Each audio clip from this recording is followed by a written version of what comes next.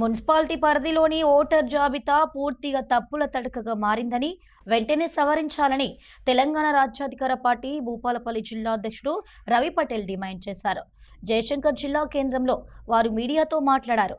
Bhupalpally municipality పరిధిలోని 30 వార్డులలో voter జాబితాలో తీవ్రమైన అక్రమాలు చోటు చేసుకున్నాయని తెలిపారు.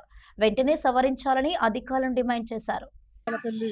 మున్సిపాలిటీ ఎన్నికలకు పోదామనుకున్నటువంటి మున్సిపల్ కమిషనర్ గారు, కలెక్టర్ గారు, తెలంగాణ రాజ్యాధికార పార్టీ నుండి కూడా మేము రిక్వెస్ట్ పెట్టడం జరిగింది. భూపాలపల్లి మున్సిపాలిటీలోని 30 వార్డులకు సంబంధించినటువంటి ఏదైతే ఓటర్ జాబితా ఉందో అది పూర్తి స్థాయిలో తప్పుల తడకగా ఉంది.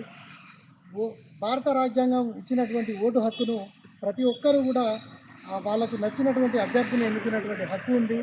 కనుక ఆ హక్కును కాలరాయకుండా మీరు ఎన్నికలకు పోవద్దని, ఏదైతే 30 వార్డులకు సంబంధించిన ఒక్కొక్క వార్డులో 300 నుంచి వెళ్ళి 400 ఓట్ల వరకు తప్పుడు జాబితా ఉంది. ఆ జాబితాను సవరించి ఎలక్షన్కి వెళ్ళాలని తెలంగాణ రాజ్యాధికార పార్టీ డిమాండ్ చేస్తూ ఉంది.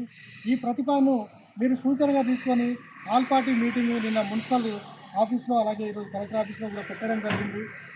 ఏకాభిప్రాయంగా కూడా అన్ని పార్టీలు కూడా ఎలక్షన్ వాయిదా వేసుకొని ఏదైతే ఈ జాబితాను సవరించిన తర్వాతనే ఎలక్షన్కి వెళ్ళాలని అన్ని పార్టీలు కూడా చెప్పడం జరిగింది.